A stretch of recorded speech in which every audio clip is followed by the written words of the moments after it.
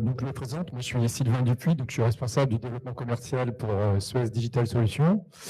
Et donc, je vais vous parler de l'impact de la télérelève sur la ressource en eau, comme par hasard. Donc, un peu dans la continuité de tout ce qui s'est dit tout à l'heure, je vais vous présenter une vision peut-être un peu différente ou qui est une vision plus métier, on va dire. Effectivement, aujourd'hui, sous l'effet de la pression du changement climatique, la pression économique aussi, l'exigence aussi des usagers en termes de qualité, on le voit tous les jours, la ressource en eau est de plus en plus contrainte, donc on va dire en termes de disponibilité et de qualité. Ce qui fait qu'aujourd'hui, ces collectivités vont devoir gérer une ressource de plus en plus finement, qu'ils vont devoir piloter. Et on sait qu'aujourd'hui, on ne pilote de toute façon que ce qu'on peut mesurer précisément, comme on l'a évoqué sur la table ronde tout à l'heure. Donc, la télérelève, la mise en place de la télérelève dans un service d'eau, ça va impacter les changements à 3 niveaux. Le premier, sur la gestion de la ressource, on va avoir, ça va nous accompagner évidemment sur la recherche des fuites, donc la réduction des pertes, que ce soit sur le réseau ou après compteur. Également sur l'optimisation d'exploitation, on l'a évoqué tout à l'heure, c'est-à-dire qu'on va pouvoir avoir supprimé effectivement la collecte des index par la récupération d'un index numérique, et puis également, on va aussi avoir, on va limiter les déplacements improductifs par la mise en place de levée de doute. Ça, c'est très important. Et le point le plus important qu'on n'a pas du tout évoqué, c'est la réduction du temps passé au dégrèvement. Le dégrèvement, c'est un point très important dans les services. Et avec la télérelève, on peut avoir un abattement, on va dire, de 80% du temps passé à cette tâche. Le dernier point, c'est au niveau des usagers.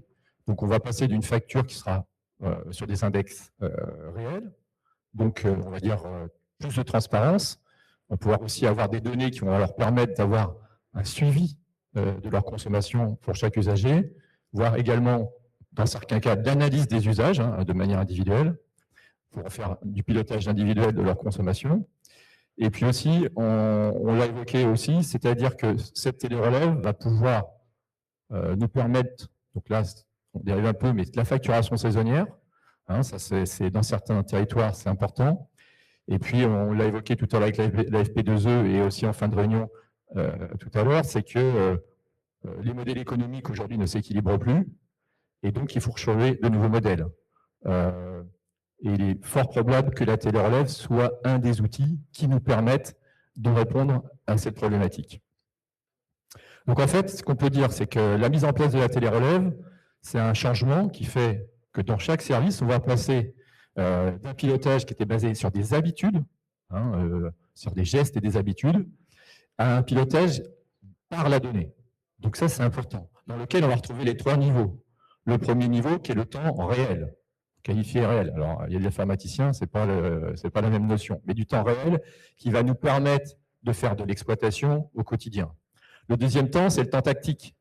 Et là, on est plutôt sur des phases de quelques semaines, voire quelques mois, voire une année, ou sur lesquelles on va avoir, ça va tout permettre de faire de la gestion patrimoniale, aussi d'avoir des modèles prédictifs d'atterrissage financier, je vous le dis, ça nous sert à ça, de prévoir des budgets, et ça, c'est une donnée importante.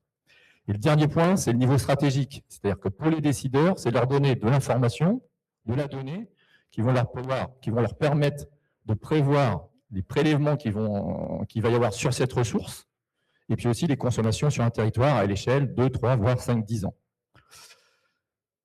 Donc, quand on se dit ça, et surtout, comment ça fonctionne et quelles conditions pour que ça fonctionne bien. Pour que ça fonctionne bien, il faut que la donnée elle soit très fiable. Ça veut dire quoi de la donnée très fiable pour un service d'eau? 2 critères pour nous. La fiabilité métrologique, donc ça aujourd'hui on connaît, un compteur, ça fait très longtemps, ça marche plutôt très bien. La conversion, on va dire, de cette partie index mécanique en index numérique, toute la chaîne de valeur, et ça dépend du capteur. Deuxième point, c'est la cohérence temporelle des capteurs. Donc ça veut dire quoi? Ça veut dire que sur un laps de temps, il faut que tous mes capteurs, idéalement, me remontent une donnée. Et ça dépend du réseau de communication. Effectivement, le capteur est situé dans un regard, on l'a évoqué tout à l'heure, généralement avec un couvercle en béton, en fonte, tout ce que vous voudrez. Et donc, ça en fait un cas d'usage IoT très compliqué. Et que le monde de l'eau, je veux dire, cette connectivité, on la caractérise au travers de trois niveaux. Le premier, effectivement, c'est la couverture réseau. Nous, on estime qu'il faut que 100% de nos compteurs soient couverts. On estime aussi que le taux de relevé, un taux de relevé journalier 24 ou 48 heures, qui doit être supérieur à 95%. Et le dernier point qui est très important et qu'on oublie toujours, c'est l'alignement sur la durée de vie du compteur. Aujourd'hui, un compteur, suivant l'article et l'arrêté du 6 mars 2007, on doit le changer tous les 15 ans. Donc ça, c'est un point important. Sylvain, il reste 1 minute. 1 minute. OK. Et donc, la performance radio devient un vrai sujet économique. On parlait de ROI tout à l'heure. Aujourd'hui, 70%, quand vous faites un projet de télérelève, est amortissable directement. Il en reste 30%. Et ces 30%, on va les chercher sur la valeur de la donnée. Ça veut dire que la valeur donnée, c'est elle qui va donner la qualité du service et la qualité du projet de télérelève. Et ce ROI doit être sur 15 ans, évidemment. Donc aujourd'hui, nous, ce qu'on prône, c'est une infrastructure de connectivité qui ne soit pas assise sur la technologie. On va essayer de rechercher la bonne techno pour le bon usage. Et ce qui est prôné chez Suez, chez Suez Digital Solutions, c'est la mise en place des réseaux bimode. Quand je dis bimode, ça veut dire l'alliance du WISE et du LoRa. Le WISE pour sa robustesse, sa fiabilité en milieu contraint et sa durée de vie. Et puis le LoRa pour sa flexibilité et la multiplicité d'usages. En conclusion,